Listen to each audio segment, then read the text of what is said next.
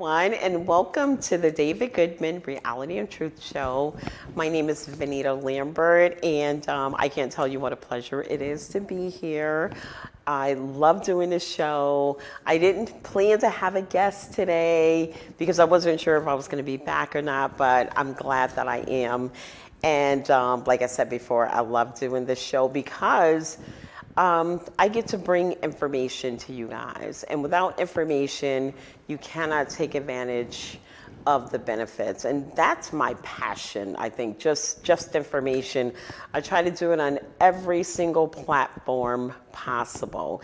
And I'm glad that, I have the, the pleasure, the honor of carrying on David Goodman's legacy and, bringing information to the community on this platform, which is so very important. Access TV is essential to every area, and I'm happy that we're here in the greater Bridgeport area and we get to inform our citizens all over the greater Bridgeport area.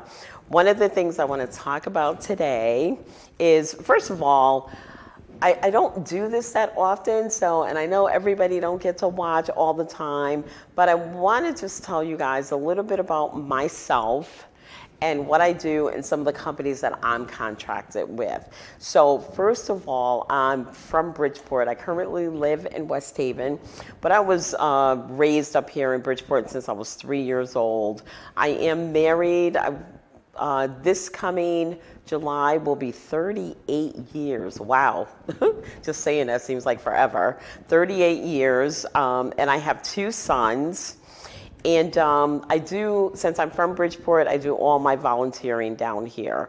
I am a member of the Minority Business Association. I'm on the board there. And the Minority Business Association is all about advocating for small businesses in the greater Bridgeport area. And like I said, minority means small businesses. Small businesses is defined by under $5 million. So, and of course, I'm a board member of Soundview Community TV. I love being here. I'm just was elected secretary, so I love doing that. And I just did my first minute, so I hope it's okay. And I'm a member also of the National Council of Negro Women. And so we advocate for young African American girls and their family. It's a nonprofit organization, and the National Council of Negro Women, like I said, it's a national organization, it's a nonprofit, and we have 5 sections. In Connecticut alone, we have, of course, Bridgeport, New Haven, Hartford, New London, and our collegiate section is Yukon. So I'm proud to be a member of that organization.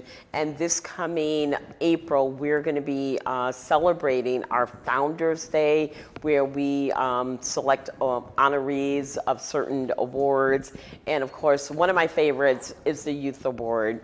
And we get to honor a high school student. It's usually a high school student in Bridgeport that is going on to college, and we plan a scholarship. So hopefully that event is supposed to kick off on April 27th. We are currently looking for a venue, and we have to get something locked in really soon. So if anyone out there knows of any reasonable banquets, because like I said, we're nonprofit, so we're not looking for anything free, but something cheap, something reasonable and expensive, whatever you want to call it, to hold our event at, please give me a yell at 203-687-2778, because I can't think of anything more important than Founders Day for the National Council of Negro Women. And I'm also a member of the Southern Connecticut Black Chamber of Commerce, which that is one of the groups where I absolutely love it, because we don't have meetings.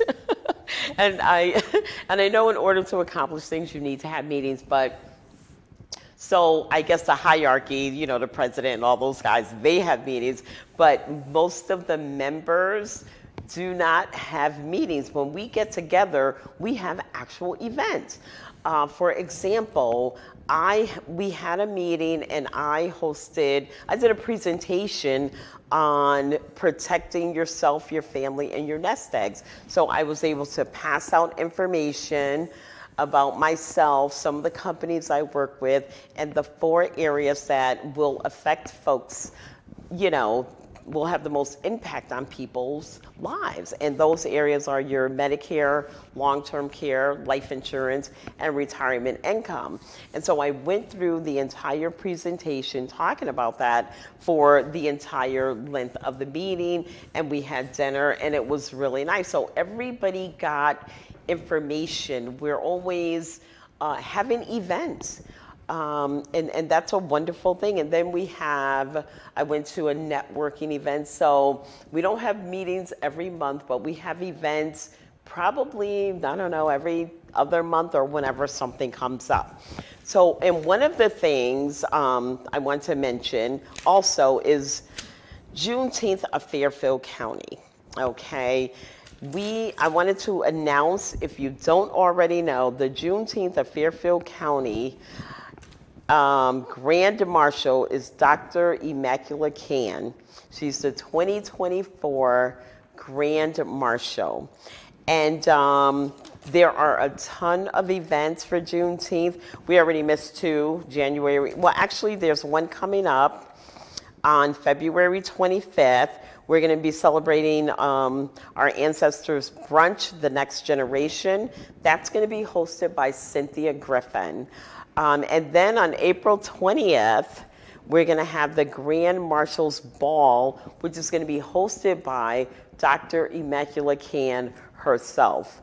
And we're going to have the mental health awareness. That's Black Health Matters. We're going to be having that on May 4th.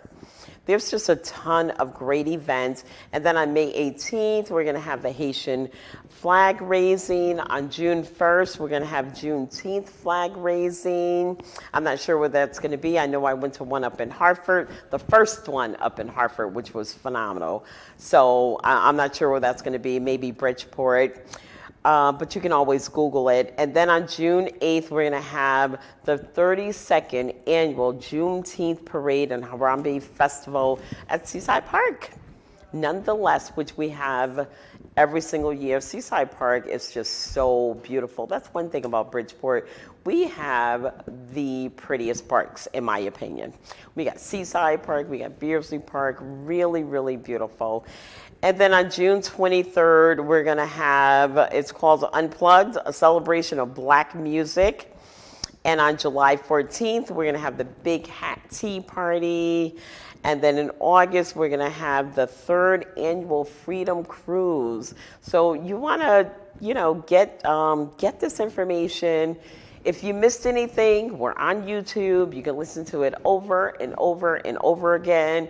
You can share it. And then in October, we're going to have, which is Breast Cancer Awareness Month, we're going to have health, education, and wellness information by Lynn Sistruck. And then November, Thanksgiving dinner. And December, we're going to have the new coat, hat, and glove drive. So get a copy of the Juneteenth of Fairfield calendar of events and get involved and make sure you're involved in your community, that you're giving out information and that you're helping and that you're a part of it, and you don't want to miss the parade. So the Southern Connecticut Black Chamber of Commerce and Juneteenth, it kind of works hand in hand because there are no meetings with the Juneteenth committee unless you're on the board. I guess if you're on the board and the hierarchy, they all have meetings and they plan everything for us. All we have to do is just attend the events and support by buying tickets and showing up and stuff like that. So it's really an honor to be a part of 4 different organizations. So I'm a little bit busy. And also, if you are a senior and you live in the state of Connecticut and you're 62 years or older, you can go to a state college tuition free. If you want to go to UConn or Gateway, it could be a community college, it could be a four-year college. You go to Southern, go to Housatonic, tuition free. The only thing you would have to pay for are your books. So being an advocate for seniors, I urge everyone over 62, if you're not still working full-time, if you're retired, or even if you are, like I work full-time and I'm taking classes. So take classes. Just always try to improve on whatever it is that you have. And for those of you that are retired, over 65, over 70, over 75, you have to do something. This is a great way to challenge your brain for free. I'm not saying for free. I'm not saying that you have to go to school full time, take 7 classes, get all stressed out and, stay up all night trying to pass your finals, studying for finals and all that. No. I'm talking about take 1 or 2 classes, get involved in the community. You can, once you start taking the classes, if you are a senior, you're probably going to end up like me. Most of the time, I'm the only senior in the classroom. There's a bunch now that I'm going to school during the day, I take a class during the day, so I'm going on Tuesdays and Thursdays, and I'm the only senior in the class. They're all like little millennials. They're like 19, 20, 21, or whatever. Which is okay. They're very respectful, and it's a lot of fun, and you're still learning. And not only that, if you don't have a degree, you can work toward a degree. If you already have a degree, you could just get another degree. Or for a lot of our seniors, we're not very tech savvy.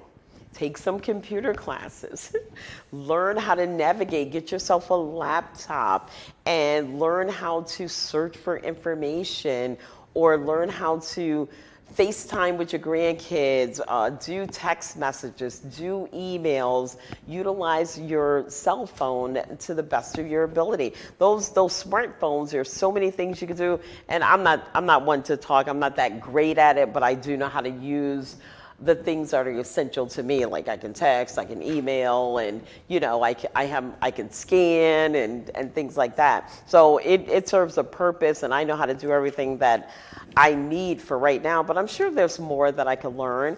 And I know there's a lot of seniors out there that do not know how to use their smartphones. And if you don't want to go to college to take a class for free, you can always go to your public library. I just want you to be as independent as possible. Get all the information that you can, especially in if there's going to be a storm, if there's news. A lot of times you'll get warnings on your telephone that cable is going to go down, or there's going to be a big windstorm and you might lose electricity. You want to always have your phone charged up and always have access to information, so that if you do lose electricity, your phone is charged at all times, and you can dial 211 or 911 or 611 or whatever you need, or just make plans to be somewhere else if there's going to be a warning for flood warning. Maybe you're in a flooded area and you might not know that if you lose electricity. So there's many reasons to use your cell phone. And then you could just use it for fun. You can play games on it. If you don't have a laptop, you can use your phone to play games, and things like that. So it's just really, really, I think it's a real great benefit to all seniors to have all of these free, tuition-free classes available. You can take them, you can take anything you want, anything that's available at the school that you're going to. And I just told my husband, I'm going to be a lifetime student. I think that I'm taking advantage of everything, even though I'm still working full time. And yes, I am over 62. I can take all of my classes tuition free. And I love that. So there's not too many things that's free. And I'm going to take advantage of the ones that are. And then again, so another thing I wanted to talk about, one of the things that I have been going through personally is grieving. And I've been trying to ignore it. So I'm going to get some people in here to talk about mental health awareness, suicide prevention, what's good for grief. I know that work is good for grief because I try to keep myself busy with all these organizations and my clients and, things like that. But when all the dust settles and you think about the loss, all the people that you've lost in a very short time. And this is what I was doing when I was up in the mountains. We just came back from the Berkshire Mountains, which I love. We spent Valentine's Day up there. I thought I was going to be up there for the whole week, but I had to come back for a class that I forgot about. So grieving is tough, and no one should have to do it alone. And even though you may talk to your friends and your family, it's always good to get professional help as well. And if you're on Medicare, especially if you're on the Medicare Savings Program, that is free of charge. You can go to any specialist and talk about mental health. Well, not any specialist, but someone who specializes in mental health, a psychologist or a psychiatrist, or just any other type of, mental health doctor that you need. You can go there and you can talk to them for an hour or whatever time frame your special, will pay for. I think it's an hour, half an hour. And you can go, you can get mental health free of charge. You can get group therapy, individual therapy, and you can also talk to your family and friends. And I was thinking about doing that. I don't have that stigma where I can't go and see a mental health doctor. I mean, I could definitely do that. If I have a toothache, I'm going to a dentist. And if I hurt my big toe, I'm going to a podiatrist or whatever specialist I might be going to. So when things start, getting, hurtful, when you think about it and you're on this emotional roller coaster of crying and having to pray your way through it to get through, the next hour or so, then it's time to talk to somebody. And if you're embarrassed about going, like I was the first time, I'm not anymore, I went out of town. Nobody has to know. You don't have to tell everybody. It's just between you and your doctor. So, and don't feel alone because there's so many other people that need the same service. So I lost quite a few people, 6 to be exact. And then I just lost one recently, which is the 7th one, which is the hardest one I'm having a hard time with. But when you lose that many people so close together and they're very close to you, you try to go on, but at some point you stop and you think about it and you break down. And here's what I experienced. The first 2 people that I lost were client friends. I mean, they were friends, good friends, clients that I've had for years. One was a client that I had for years, and the other one was a client that I had for less than a year. But we spent so much time together getting things together for him, getting on Medicare, and he was on dialysis and disability and just everything. When you spend time with people, you develop a bond and you feel for them. So it all started December 7th when I lost my client, Joanne. And I was driving when I found out about it, and I had to pull over. So I kind of, I was driving to another appointment, so I had to put that aside, and then I kept putting them aside.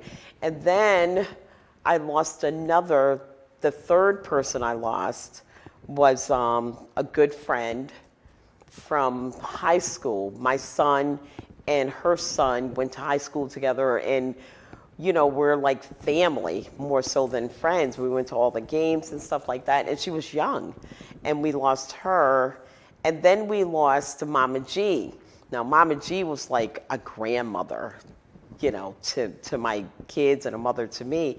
And what I found myself doing, I wasn't able to grieve for the clients anymore because Mama G meant more to me than them, I think. I'm not even sure. So I'm going to talk all of this out. And then I lost my aunt, okay, and I lost my uncle. They were in a fire, and they died at different times. And just recently, and I love them all, and, me and my uncle, he was my mother's only brother, so I guess I'm using you guys as therapy right now. And so anyway, it was really, really tough. So I find myself needing to talk to somebody. And just this week, here's the hardest one. I just lost a man that I knew nothing about, but he's my biological father.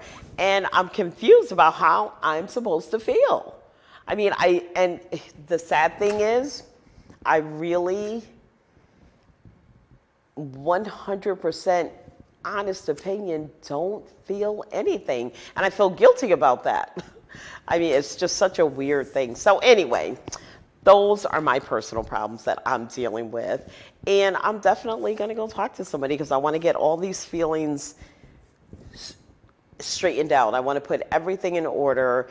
And I want to understand why I'm not feeling anything. I think I know why, but I just want to confirm why I'm not feeling anything about a person. That's my biological father.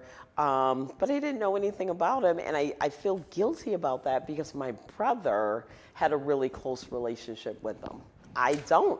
We live in, he was in Alabama and I'm in Connecticut, and we just didn't have any type of relationship. But here's the thing. I feel really bad for my brother. That's where I think my grieving comes in. Yeah, just sitting here talking it out with you guys. Thank you. I appreciate it. I'm a regular person.